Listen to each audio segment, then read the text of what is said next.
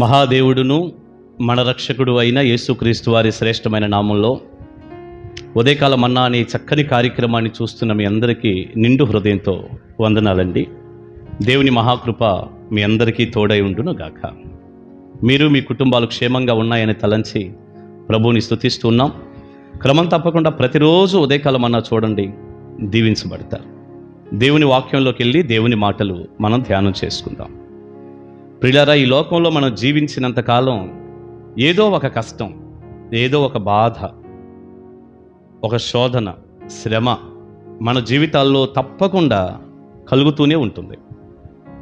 ఇలా కెమెరా ముందు కూర్చొని చాలా చక్కగా నవ్వుతూ దేవుని వాక్యం మీకు అందిస్తున్నట్టు నేను కానీ నాలాంటి దైవజనులు కానీ కనపడుతూ ఉంటారు కదా.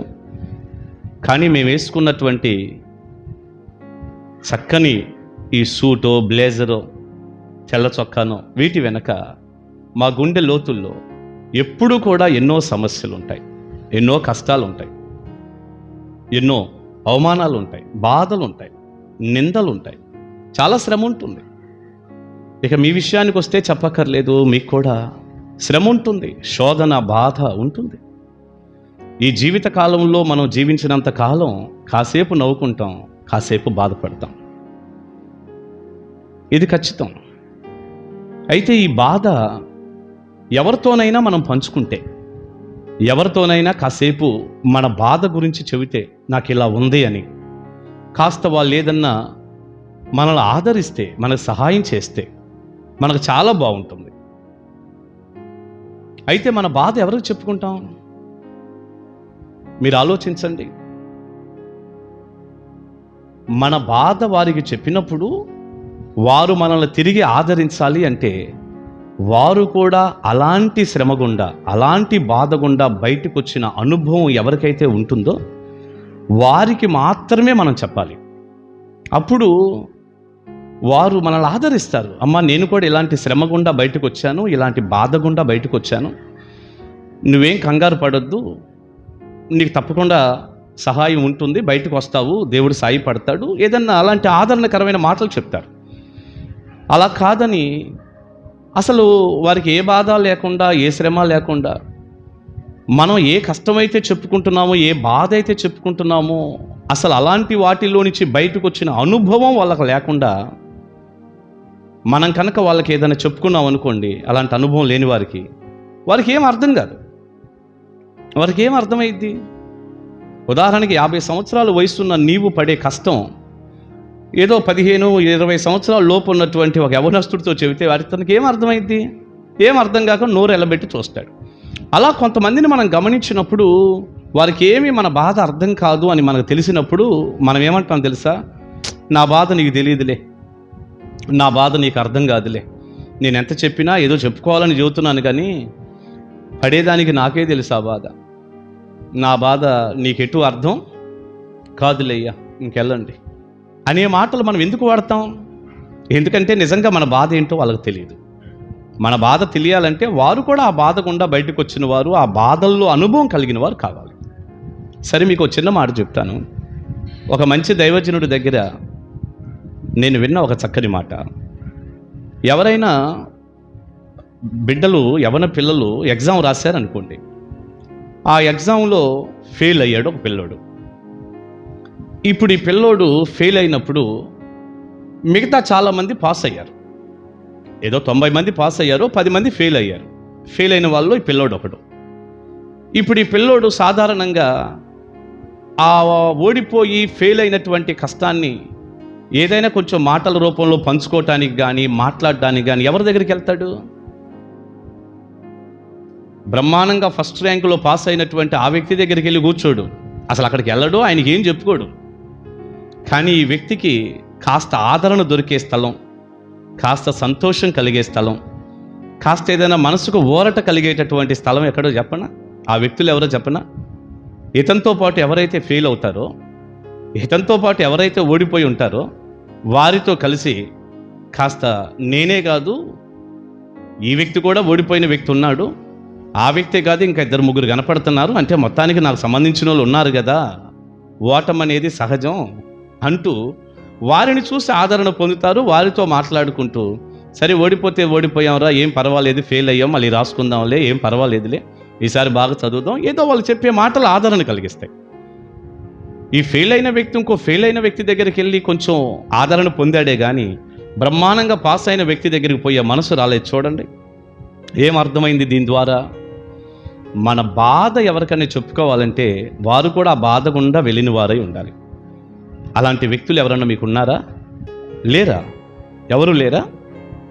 అయితే మనం ఏ బాధలో నుంచి వెళ్తున్నామో అదే బాధలో నుంచి బయటకు వచ్చిన ఒక అద్భుతమైన వ్యక్తి ఉన్నాడు. ఆయన్ని మీకు పరిచయం చేయనా? ఎవరో తెలుసా? ప్రభు అయిన యేసుక్రీస్తు. అవునండి, ఏ బాధ అయినా సరే మందే ఆయనకి చెప్పుకోవచ్చు. మీరు మత్తయి, మార్కు, లూకా, యోహాను సువార్తలు చదివి చూడండి. మనం ఏ బాధ గుండా వెళ్తున్నామో ఈరోజు అన్ని బాధల గుండా ప్రభు వెళ్ళాడు, అన్ని కష్టాల గుండా వెళ్ళాడు, అన్ని శ్రమలు ఆయన అనుభవించాడు. ఏ బాధ అయినా, ఏ అవమానమైనా ఈరోజు మనకు ఎదురవుతుంటే దాని గుండా ప్రభు వెళ్ళారు. కనుక మన బాధ, మన కష్టం ఆయనకి చెప్పుకుంటే ఎంత ఆదరణ కలిగిద్దో, ఎంత ఊరట కలిగిద్దో. ఆ మనిషికి ఈ మనిషికి చెప్పి నీ కష్టమేంటో అసలు అర్థం కానటువంటి వ్యక్తుల దగ్గరికి వెళ్ళి మొరపెట్టుకునే కంటే నువ్వు దేవుని సన్నిధికి వచ్చి మోకరించి ప్రార్థన చేసుకుంటూ, లేదా నీ కుటుంబంలో మోకాళ్ళ మీద పడి మొరపెడుతూ నీ బాధను ప్రభువుకు చెప్పుకోకూడదు? హెబ్రీ పత్రిక 2వ అధ్యాయంలో ఒక అమూల్యమైన వాక్యం ఈ సందర్భంలో చూద్దామా? హెబ్రీ పత్రిక 2వ అధ్యాయం 18వ వచనం చూడండి, ఇలాగుంది. తాను శోధింపబడి శ్రమ పొందెను గనుక. యేసయ్య గురించి రాయబడిన మాటలండి. తాను శోధింపబడి శ్రమ పొందెను గనుక శోధింపబడు వారికి సహాయము చేయగలవాడై ఉన్నాడు. ఆయన శోధింపబడి శ్రమ పొందాడు గనక శోధింపబడిన ప్రతి వారికి సహాయం చేయగలవాడై ఉన్నాడు. దైవజనుడు ఎంత అద్భుతంగా రాశాడో చూడండి. అదే ఇప్పుడు వరకు చెప్పుకుంటున్నాం. ఆయన శోధింపబడి శ్రమ పొందాడు గనక ఏ శోధనలో ఉన్నటువంటి వ్యక్తికైనా, నీకైనా, నాకైనా సహాయం చేయగలిగిన వాడై ఉన్నాడు. ఆయనే ప్రభు అయిన యేసుక్రీస్తు. ఉన్నపాటున యేసు ప్రభువుని విశ్వసించు, యేసయ్య దగ్గరికి రా, ఆయన్ని నమ్ముకో, ఆయన సన్నిధిలో మొరపెట్టుకో. దేవుడు తప్పకుండా నీకు సహాయం చేస్తాడు, నీ ప్రతి బాధ నుండి బయటకు తీసుకొస్తాడు. భక్తులు అలాగే చేశారు. మీకు పాత నిబంధన గ్రంథంలో ఉన్న కీర్తనల గ్రంథం నుంచి 142వ కీర్తన నుంచి ఒక చక్కని మాట ఇలా చదువుతాను, మీరు చూడండి. 142వ కీర్తన 2వ వచనం. బహు వినయముగా ఆయన సన్నిధిని నేను మొరపెట్టుచున్నాను, నాకు కలిగిన బాధ ఆయన సన్నిధిని తెలియజెప్పుకొనుచున్నాను. బహు వినయంగా మొరపెట్టుకుంటున్నాను ఆయనకి. నాకు కలిగిన బాధ ఆయన సన్నిధిని తెలియజెప్పుకొనుచున్నాను. నాకు కలిగిన బాధ ఆయన సన్నిధిలో చెప్పుకుంటున్నాను. ఎందుకు ఈ భక్తుడు ఆయన సన్నిధిలో చెప్పుకుంటున్నాడంటే ప్రతి బాధను అర్థం చేసుకొని సహాయపడేవాడు దేవుడే గనక. ప్రియ దేవుని బిడ్డ, నీ జీవితంలో ఎన్నో బాధ, ఎంతో శ్రమ, ఎంతో కష్టం ఉందా? ఆ మనిషికి ఈ మనిషికి చెప్పి ఇంత కూడా ఆదరణ లేక కృంగి ఉన్నావా? నిన్ను ఆదరించి బలపరిచి దీవించే దేవుడు ఉన్నాడు. యేసయ్యకి చెప్పుకో, తప్పకుండా దేవుడు నీకు సహాయం చేస్తాడు. దైవాశీస్సులు మీ అందరికీ ఉండును గాక. ఆమేన్. ప్రార్థన చేసుకుందాం. తండ్రి, మీ నామానికి వందనాలు చెల్లిస్తున్నాం. మీరు శోధింపబడ్డారు గనక, శ్రమ పొందారు గనక, ఏ శోధనలోనైనా శ్రమలోనైనా ఉన్నటువంటి మాకు సహాయము చేయగలిగిన దేవుడవై ఉన్నందుకు స్తోత్రం. ఈ చక్కని సందేశం బిడ్డలకు దీవెనకరంగా మార్చి వారి కన్నీటిని నాట్యంగా చేయండి, కృప చూపించండి, తోడుగా ఉండండి, మహిమ పొందండి. నైనా మీరు ఆదరణకర్తవైన దేవుడు, ప్రతి బిడ్డను ఆదరించి సహాయపడండి. వారు మీకే చెప్పుకునే కృప దయచేయండి. యేసు నామములో ఈ ప్రార్థన మనవులు అడుగుచున్నాను తండ్రి. Amen, amen. God bless you. దేవుని కృప మీకు తోడై ఉండును గాక. ప్రతిరోజు మన్నా చూడండి. కలుసుకుందాం. Praise the lord.